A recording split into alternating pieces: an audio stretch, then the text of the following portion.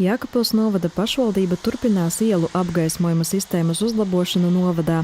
Projektā siltumnīca efekta gāzu emisiju samazināšana un energoefektivitātes uzlabošana Jēkabpils novada ielu apgaismojuma sistēmā paredzēts nomainīt vecos gaismekļus uz LED gaismekļiem ar viedo vadību 3 novada vietās – Salas pagastā, Viesītē un Aknīstē.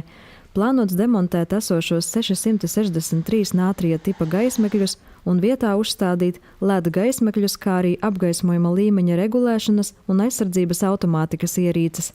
Šobrīd notiek iepirkuma procedūra, kuras laikā tiks izvēlēts darbu veicējs, ar kuru tiks slēgts līgums.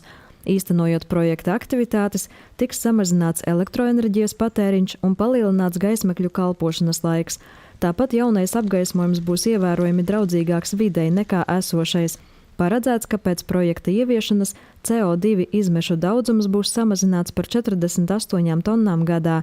Jēkabpils novada publiskajā apgaismojuma tīklā pēdējo gadu laikā jau vairākās vietās ir uzstādīti energoefektīvāki apgaismes ķermeņi ar viedo sistēmu.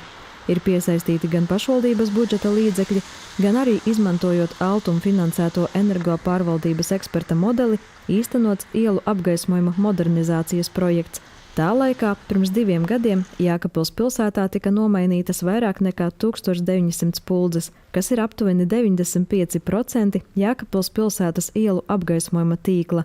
Projekts Salas pagastā, Viesītē un Aknīstē ir turpinājums iesāktajam darbam apgaismojuma efektivitātes uzlabošanā un resursu ekonomijā Jēkabpils novadā. Plānotās projekta kopējās attiecināmās izmaksas ir vairāk nekā 354,7 tūkstoši eiro, un projekta īstenošanas laiks ir 18 mēneši. Sandra Pēgiļkalne, Kaspars Daņeļevičs, Vidusdaugavas televīzija.